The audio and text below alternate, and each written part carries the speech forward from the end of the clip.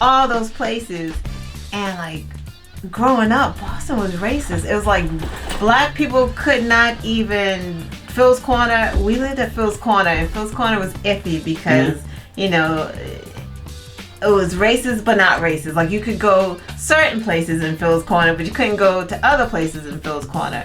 Along the Red Line, if anyone rides the Red Line, if you got off at Broadway to work at Gillette's, because my mom worked at Gillette's for like years. She retired from there, and black people would run to Gillette's because it was South Boston. Yeah. Black people could not go to South Boston back then. You could not, because you would get beat up or you would get jumped. It was very racist. Very. Even now, it's racist because you got like racist sports fans. It's like, you know, teams can't even come here without being called the N-word. Like it's.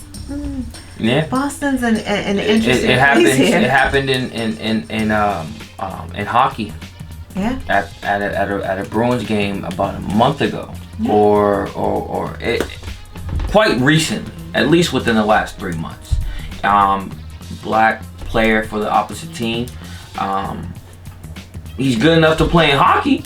I mean, I personally don't follow hockey like that, so I don't know much about him. But to be a professional sport person, period, whatever sport, basketball, football, baseball, soccer, hockey, you have to have some skill. Right? Like, in general, I can't just walk up to the Bruins and be like, yo, let me get a stick and a puck. I don't even really skate that well, but I want to get on the team. No, it don't work like that. It don't work like that. You got to put in some work. You got to know how to actually play the sport. So this brother loves hockey. He's good. He's good enough to be on a goddamn national hockey team. Sorry, Dad. Sorry, why? Goddamn, that's not a swear. Oh, I'm sorry. He made it on a hockey team, a professional hockey team. A lot of people want to play hockey. You know, like there's a black guy in the Bruins back in the day. I want to say last name was Carter. See, I didn't know that. He didn't stay long though because he probably felt that energy. And it's interesting. You gotta think like not a lot of black players want to come and play for our teams. Like it's really hard to get them here because of the reputation. Basketball too. Yeah. Think about that. That is so true when it comes to. They don't want. That's to come why here. we can't recruit top tier play. Wow. Yeah, they don't come here, and I remember and it's always been like that. I don't know if you remember. So Larry Bird used to get MVP all the time, and he would get these cars, whatever kind, I don't know, Mercedes, BMW, whatever car. Luxury cars. Cedric Maxwell got MVP one year. You know what Ced got? What? A gold watch. Oh boy. He talked about this in some documentary. A gold watch? Got a gold watch. That's what you get when you retire from a company working there for like 30 years. You get a gold watch then. This man just won you a championship. He won an MVP. They changed it. We ain't doing cars this year. We ain't doing cars. You gonna get a watch. Really? A watch? I can't even get me a little Honda Civic. Yeah, Boston is... A watch. And it's interesting, we talk about this at work too, because I work at a law firm, and we have a hard time recruiting black attorneys because of the reputation Boston has. Black people come here to go to law school because we have the best law schools. They go right back home and practice law somewhere else. They don't stay here. And that's sad. That's sad. Is sad. There definitely has to be a major change. We don't even have radio stations. I mean, we have new ones coming up now. There's a new one. Actually, I think somebody posted it. I think it was you. It was you and Dave. On Facebook. About the first black owned or lady owned radio station. Yeah. But yeah, no, black media as well needs to step up, but people need to pay more attention to black media. Not just our show, What's Up People News, every Thursday, Facebook Live. You know, but not just us, but just as a whole. I don't know if you guys seen that video where this black journalist was on the red carpet at the Grammys, and he was trying to get the attention of all the different black artists, and they would walk right past and go to, you know, a different outlet. And like, yeah, you can't as an artist, right, or someone in the public eye, you know, not support black media. Halle Berry, they did that with Halle Berry, like her, I don't want to say handler, but I don't know what you, maybe you do call them handler, I think that's exactly like what you call them. Yeah, and it sounds like an animal, but her handler was trying to, it doesn't sound like you're a monkey, and like you have a handler. Right. You're like playing the organ, and you're like, yes, and I don't know. But right, that's what it reminds me of. So her handler was trying to get her, you know, off the red carpet and inside where a up-and-coming media outlet, they were black. Mm-hmm. And there's a video of it too, because I watched it. I was like, oh my god. And she was trying to, Holly, you know, and they were trying to push her. And Holly was like, no. And she went right back to them and stood there and gave them the opportunity to interview her. And I was like, go Holly, we love you. You're beautiful, and she's great. They can't not stop you. You're a celebrity, you're famous. You're really gonna let this person, nope, like you really just got blocked? Like, nah, move your hand. I'm the celebrity, I'm the famous one. I can talk to whoever I want to. That's what she did. She walked back. She was like, no, and then she walked all the way back and talked to them. Now, if you have obligations to talk to other people, that's fine. But talk to the black media outlets as well. You know, there was another video. I'm a big fan of Dr. Roland Martin. Definitely check him out on YouTube. Too. Unfiltered. Yes. He also brings hard-hitting information. Political analyst, knows his stuff, always giving it from the black perspective. And he be on that Tom Joyner cruise. Yo, he be doing it. And he be on it. But definitely check him out. But yeah, he's great. Oh dang, now I forgot what I was about to say. Anyway, I forgot what I was about to say. It's alright, it's gonna come back. Junkie. I'm hungry. Time for a fix. No, but moving right along. Yeah, let's move on. So I was talking about how we think that Massachusetts is liberal, but it really isn't. Mm-hmm. So,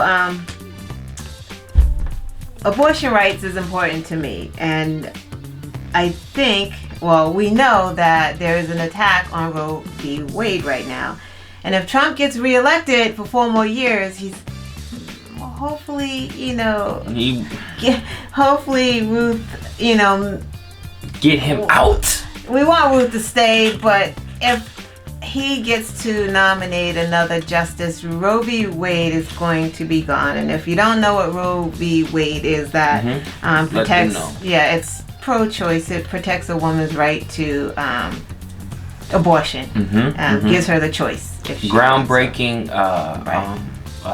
What's it? So, abortion is legal in Massachusetts. However, there are restrictions to it, and I just found this out too. I did not know this until I read it.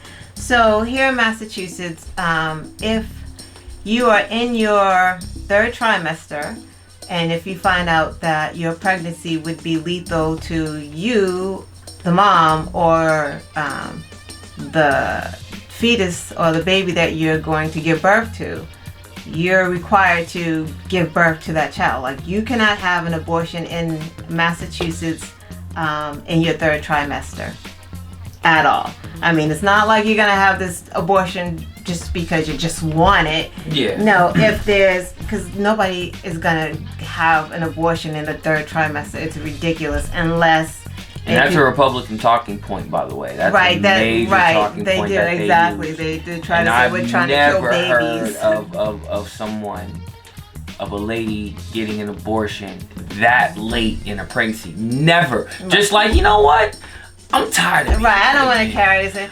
This kicking is just driving me crazy. You know what I'm saying? I don't even let my own man kick me. That's crazy. No one is doing that. It's if that baby is going to cause a serious health consequence to the mom, or if the baby is not going to make it itself. And there's been a couple of cases here in Massachusetts, just maybe a couple of years ago at South Shore Hospital in Weymouth, where I think one instance the mom and the fetus died, and then the other instance just the mom died.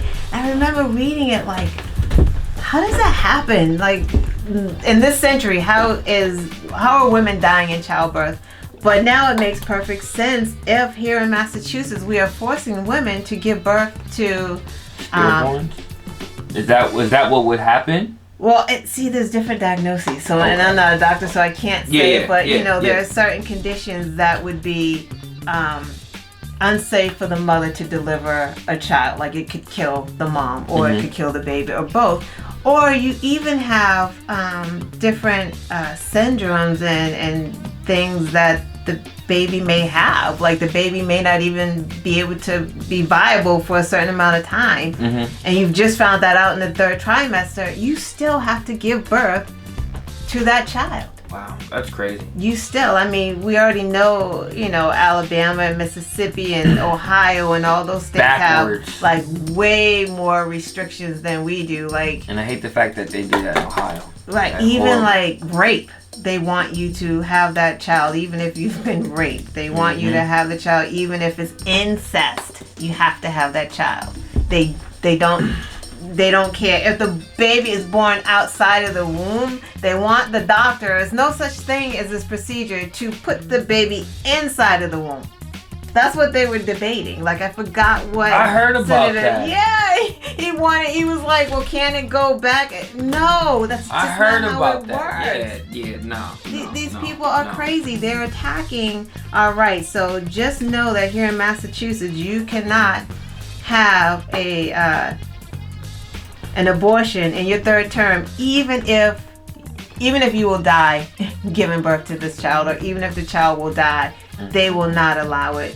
So what the Democrats here, the senators and the state representatives, they're trying to come up with a bill, or they have come up with a bill called the Roe Act bill.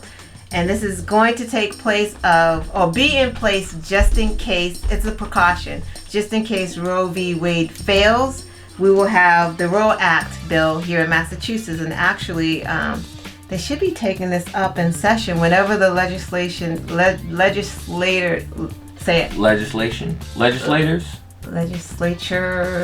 take session for 2020. Legislators. Yeah. Okay. They're gonna legislate when this they come back.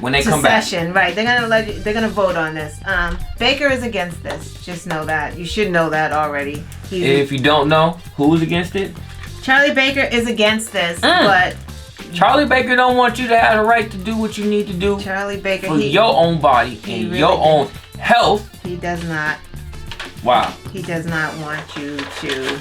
But the interesting thing is, I think he's pro-choice to a point, and that's his cutoff right here. He doesn't want you to be able to do that in the 3rd trimester, even if it's gonna cause you harm. That's messed up. I always push back. I do believe in the Most High, transparency.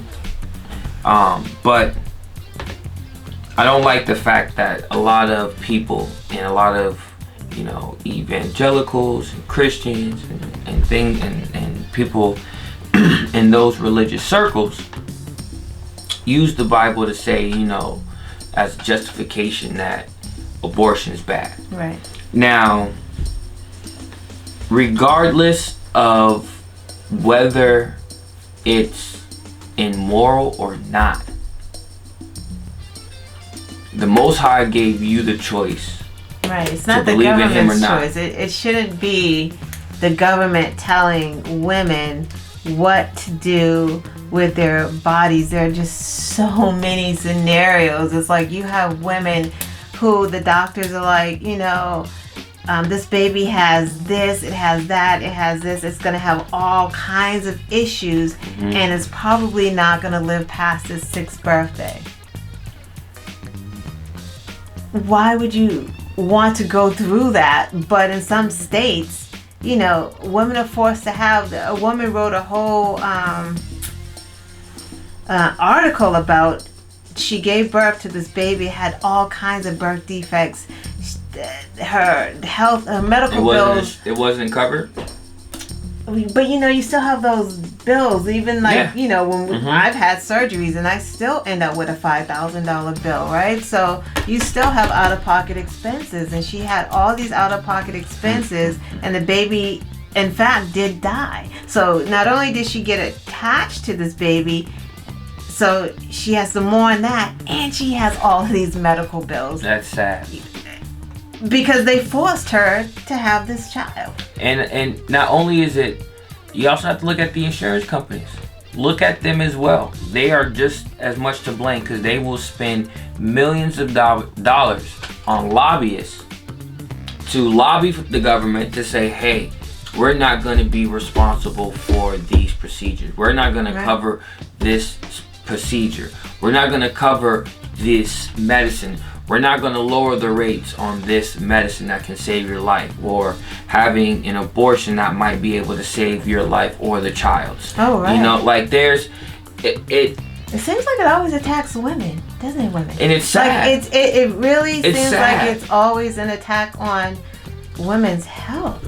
It's sad. Because it's like things like if you want a breast reduction, right? I mean, there are women who have serious issues, back pain, have the bra straps, Now ladies. there's a difference. Well, I can't speak on this, but continue. Right, but my point was that,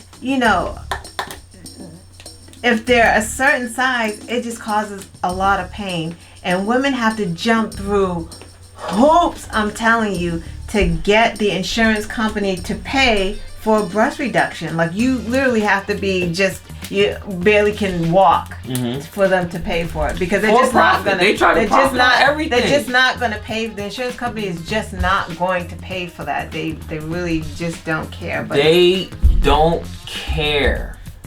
They don't want to. They don't care. They don't want to do pap smears every year now. I think they want to do that like every 5 years or something like that, because cervical cancer grows slow. So hey, we don't need it every year. We'll catch it in one of these years. I mean, it's just a constant attack on women's health, and this in particular, because the Roe Act is going to be set up to safe, legal, affordable, and available medical procedure, which is an abortion. I hate the word abortion because it has that negative stigma on it. I like calling it a medical procedure because it is a medical procedure. Women aren't running and skipping talking about, I'm going to have an abortion today. Yeah. No, it's something that it's thought out, sometimes thought out with their husband. Like, we can't afford this. We didn't know this was going to happen. Like, it just needs to be available for us. I was just telling my co-host here, my doctor was telling me one of his patients, of course, he didn't break any HIPAA laws, so didn't tell me any names, but he had a patient that she's 50 years old. She already went through menopause. She didn't think she would get pregnant. Ended up pregnant. Thank God that she was able to get this medical procedure, because what she looked like 50 years old trying to give birth, like that's a risk to the baby, it's a risk to her, like it's just risk to her health, all of everything, all of that, and again, for me, it's all about choice. When kind of what I was about to go back before, choice.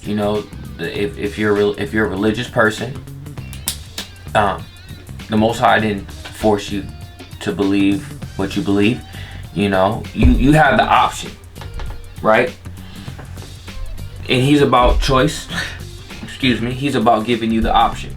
You can believe what he teaches or not. And if you're a religious person and you believe if by doing this is the right thing, by doing this is the wrong thing, you have that, the consequences. So why are you denying somebody that choice? Right. There's a lot of emotion. There's a lot of self-reflection. There's a lot of things that go into, that medical procedure.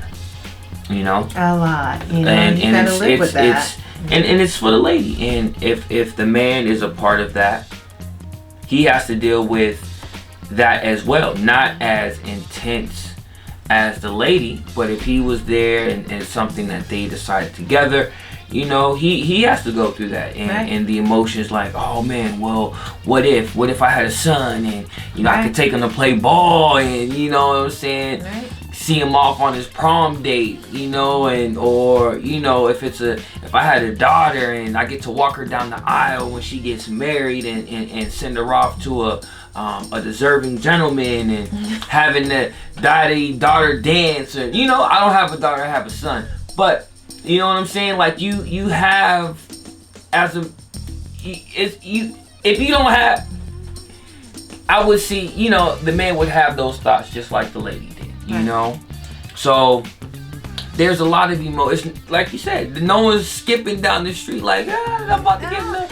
abortion. Right, and not only that, the doctors aren't even. That's not realistic. And the doctors aren't even trying. When you go in there, I've never had one, but I've been around. They're not saying, yep, here, sign this paper, we're going to do it. No, they're giving you resources. You don't have to have an abortion. You can adopt. Or, are you afraid of, you can't afford it. Here are the resources. They don't. And then they tell you to take some time and then come back. And nothing happens like right, or you sign up and you just go in the other room. It doesn't happen like that. And let me say this too, because this really pisses me off.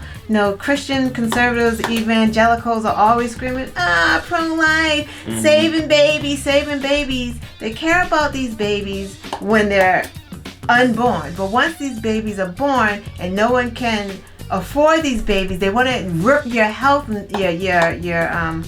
nets, your safety nets away from you. They don't want you to get help with welfare. They don't want to give you any type of funding for special programs. They want to take nutrition away from schools. They want, it's just horrendous, They want to keep you. They're attacking you on all fronts, on all sides, like literally. And this is where the trickle down effect is real. This is where even the idea came from, to even apply it to financial terminology and institutions. But the trickle down effect is a real thing. They affect you financially. That affects your health. Now, if you don't have good health care, you can't go to a doctor and figure out what's bothering you. Let's say, okay, you got kids. Now that affects your kids. Now they might need, to go to the doctor because they broke an ankle because they were playing sports. Right. Now you got a medical bill that you got to deal with. It affects everything, because now let's say you're working for a company.